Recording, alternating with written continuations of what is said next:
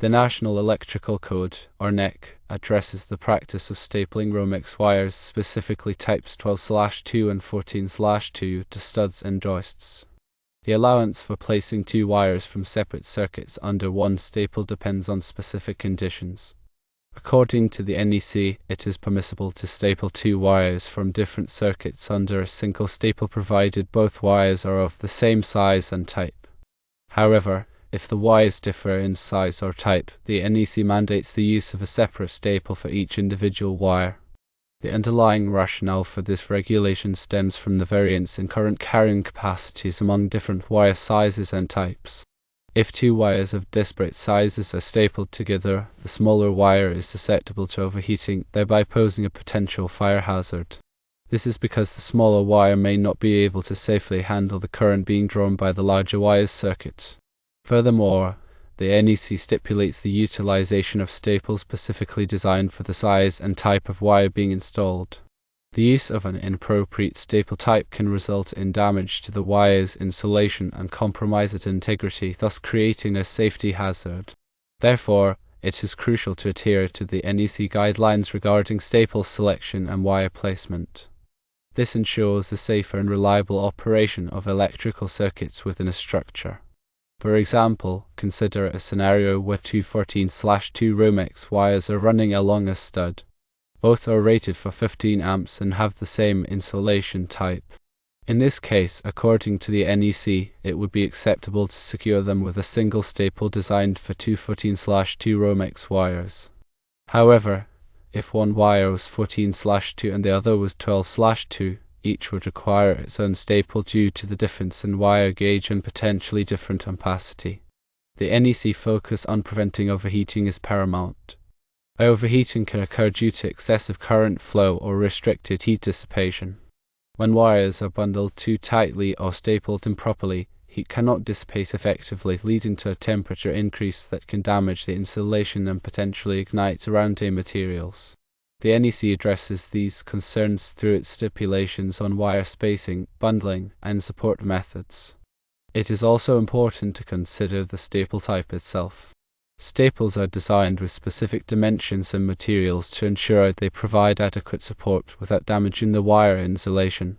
Using the wrong type of staple can compromise the integrity of the wiring system and create a safety hazard.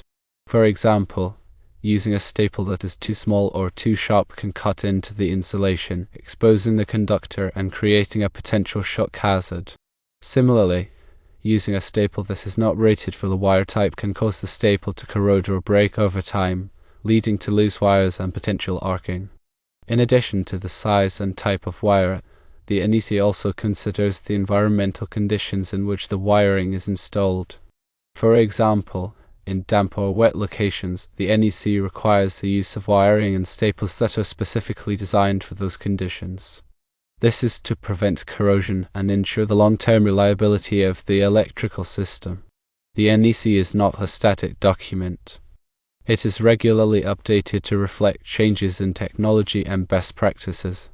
It is important for electricians and other electrical professionals to stay up to date on the latest edition of the NEC to ensure they are following the most current guidelines. This can be done by attending training courses, reading industry publications, and consulting with experienced professionals. Firstly, it is important to determine the size and type of the Romex wires being installed. This information is typically printed on the wire's jacket.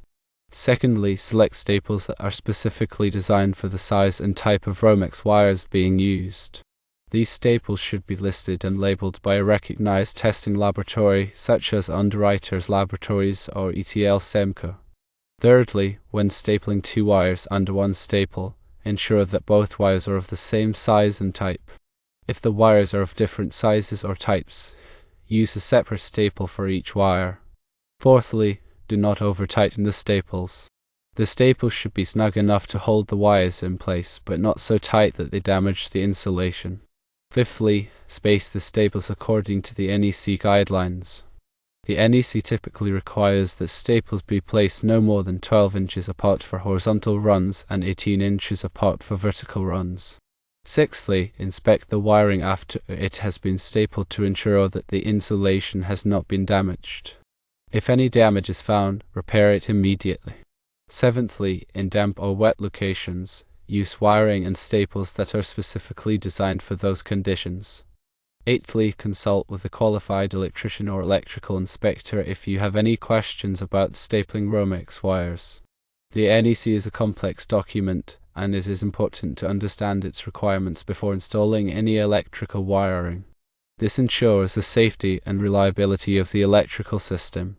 The purpose of the NEC is to establish a baseline for electrical safety. It provides guidance on the proper installation and maintenance of electrical systems to minimize the risk of fire, shock, and other hazards. The NEC is not a substitute for good judgment and common sense. It is important to always exercise caution when working with electricity. Always disconnect the power before working on any electrical circuit.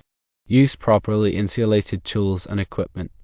Wear appropriate personal protective equipment, such as safety glasses and gloves. If you are not comfortable working with electricity, hire a qualified electrician. The NEC is a living document that is constantly being updated and revised to reflect changes in technology and best practices. It is important to stay up to date on the latest edition of the NEC to ensure that you are following the most current guidelines. The NEC is adopted and enforced by most states and municipalities in the United States. It is also used as a reference document in many other countries. Compliance with the NEC is essential for ensuring the safety and reliability of electrical systems. Failure to comply with the NEC can result in fines, penalties, and even criminal charges.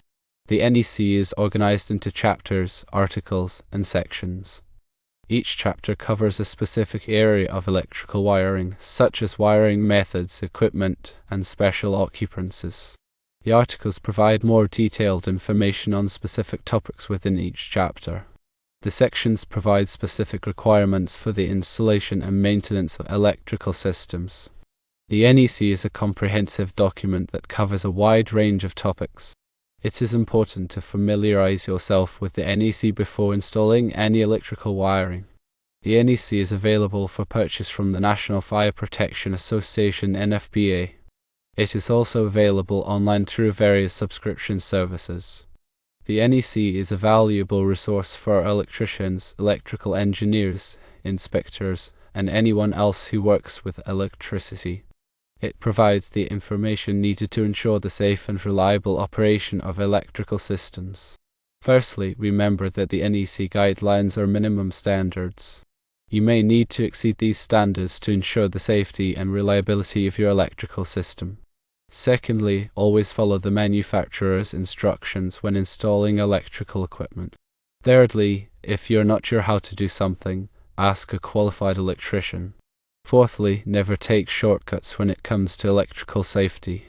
Fifthly, regularly inspect your electrical system for any signs of damage or wear. Sixthly, if you find any problems, repair them immediately. Seventhly, keep your electrical system clean and dry. Eighthly, protect your electrical system from physical damage. Ninthly, do not overload your electrical circuits. Tenthly, have your electrical system inspected by a qualified electrician every few years. By following these simple tips, you can help ensure the safety and reliability of your electrical system. Understanding the NEC and applying its principles in practice is essential for all electrical work. Always prioritize safety and consult with qualified professionals when needed. The NEC is a complex and comprehensive document, but it is also an essential tool for ensuring the safety and reliability of electrical systems. By understanding the NEC and following its guidelines, you can help protect yourself, your family, and your property from electrical hazards. When working with electricity, always remember that safety is the top priority. Take your time, follow the instructions carefully, and never take any unnecessary risks. If you are not sure how to do something, ask a qualified electrician for help. The NEC is a valuable resource, but it is not a substitute for good judgment and common sense. Always exercise caution when working with electricity. The information provided is for general guidance only and should not be considered a substitute for professional advice. Always consult with a qualified electrician or electrical inspector before undertaking any electrical work. The NEC is a complex and constantly evolving document. It is important to stay up to date on the latest edition and to consult with qualified professionals when needed. Electrical work can be dangerous, so always prioritize safety and take the necessary precautions. The guidelines in the NEC are there to protect people and property from electrical hazards. By following these guidelines, you could help ensure the safe and reliable operation of electrical systems. The information provided here is not exhaustive and should not be considered a complete guide to electrical wiring. Always consult with qualified professionals and refer to the latest edition of the NEC for specific requirements and guidelines. The NEC is a living document and its requirements are subject to change. It is important to stay informed and to consult with qualified professionals when needed.